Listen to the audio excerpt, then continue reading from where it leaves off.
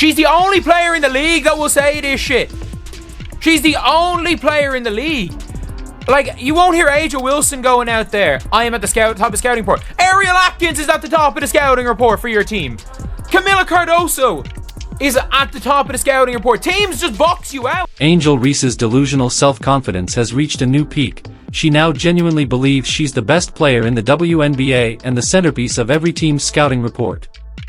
Every glare she throws, every offhand jab, every in-game scuffle, it's as if she's holding up a neon sign screaming, "Hey America, watch me."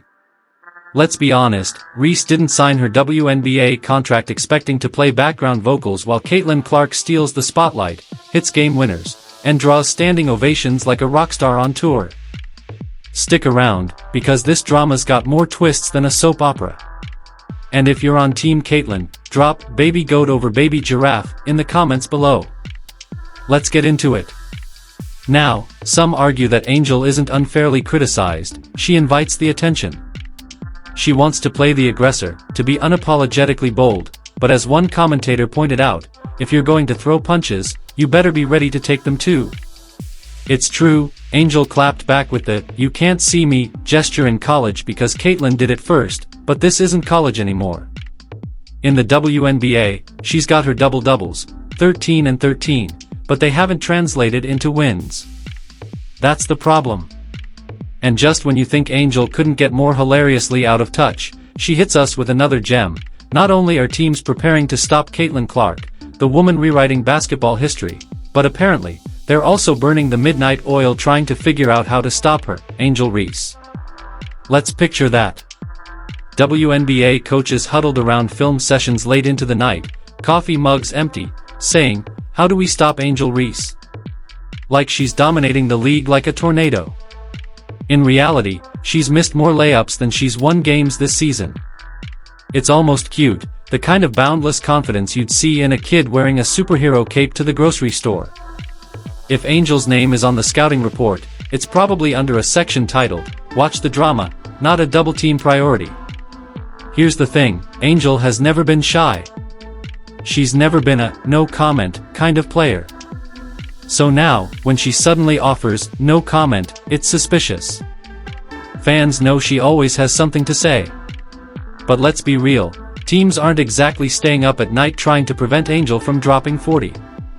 They're more concerned about whether she'll turn the second half into an episode of Real Housewives, WNBA edition. Still, credit where it's due, Angel says it all with her chest, even if the receipts are missing. Meanwhile, Caitlin Clark is out here casually breaking records, draining logo threes like it's warm-ups, and serving up highlight reel assists like party favors. Angel's box scores, on the other hand, earn a polite shrug at best.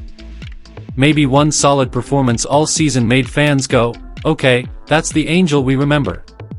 But even then, she's convinced that defenses are collapsing on her like she's the second coming of Shaq. Please. If multiple defenders are converging on her, it's probably by accident. There are backup point guards in this league getting more serious scouting attention than Angel Reese does in the post-game wrap-ups. You almost want to believe this is a fake quote, something so outlandish that it must have been made up. But no, she actually believes this stuff. And the media circus only grows louder when people rush to defend her, saying, "She's only in year 2. Why are people attacking her?" Meanwhile, her performance tells a different story. And it's even more laughable to imagine WNBA coaches dedicating practice time to slowing her down, while she's out here bricking layups off the glass all by herself.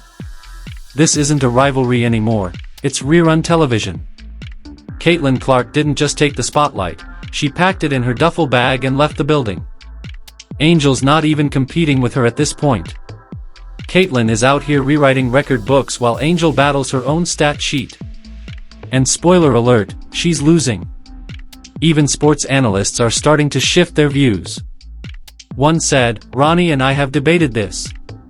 Ronnie thinks she sucks. I used to defend her. But now? I'm starting to think she might actually suck." Yet here she is again, strutting into interviews with misplaced swagger, convinced that she's the league's biggest problem to solve. Reality check, if she's being scouted, it's probably to make sure she doesn't rack up another technical or create more drama. Still, you have to admire the hustle. Angel has turned average performances into legendary ones, at least in her own mind. It's like someone airballing 5 free throws and then smiling proudly at the crowd like they just dropped 50. She's standing in the middle of a cafeteria food fight yelling, "Look, I started a revolution." Instead of reflecting on her sloppy turnovers or sluggish rebounding, she tells herself she's just too much of a threat. Like defenses are trembling. In reality, her scouting report probably says, "Talks big, barks loud." Jury's still out on the bite. Meanwhile, Caitlin Clark is out here making defensive coordinators age a decade over 4 quarters. The real superstar has arrived. Let's not forget Angel's unethical rebounding. One online joke calls it "mebounds," those uncontested rebounds she snags after missing her own shots. She leads the league in rebounding, but half the time nobody's even contesting her. And when someone does, she can't out-jump them, because she's leaping in cement shoes. Bring back Shane Battier to stat pad rebounds, because what we're seeing is comedic. Back in college, her confidence made more sense. At LSU, she dominated the paint, racked up double-doubles, and hit that "too small" taunt like it was a TikTok dance challenge. But in the WNBA, the hype has moved on. Now she's padding stats by grabbing her own missed shots and shooting below 30% from 5 feet. And what's even crazier is that her coach, Tyler Marsh, seems to enable this. Marsh is following her lead instead of reshaping the offense for someone like Camila Cardoso, who actually has upside. In a recent preseason game, Angel had just 3 rebounds. Honestly, that's preferable every night. At this point, you have to ask, does Angel really believe what she's saying? Or is she trolling for attention? Either way, she's winning the PR game, even if her stats don't back it up. It's marketing dressed as mediocrity. Teams might be watching her, but not because she's dominating. More likely, they're preparing for her next technical or reality show episode. Still, she sells it with conviction. It's like a magician pulling scarves from an empty sleeve and swearing it's world-class sorcery. Is this real? Is this really happening? But wait until you see this video. If you haven't watched it yet, you're going to fall out of your chair laughing. We're calling it the curse of Dave Portnoy. After the Barstool Sports president went off about Ryan Clark and Angel Reese, she followed it up with the worst game of her life. Talk about timing. So while Angel spins PR tales about being the league's ultimate threat, Caitlin Clark, Lexi Hull, and the Indiana Fever are turning games into sellout highlight shows. They're filling arenas and forcing every WNBA coach to rewrite their game plans. That's the difference. Clark is making history. Lexi's locking down stars who earn double her salary.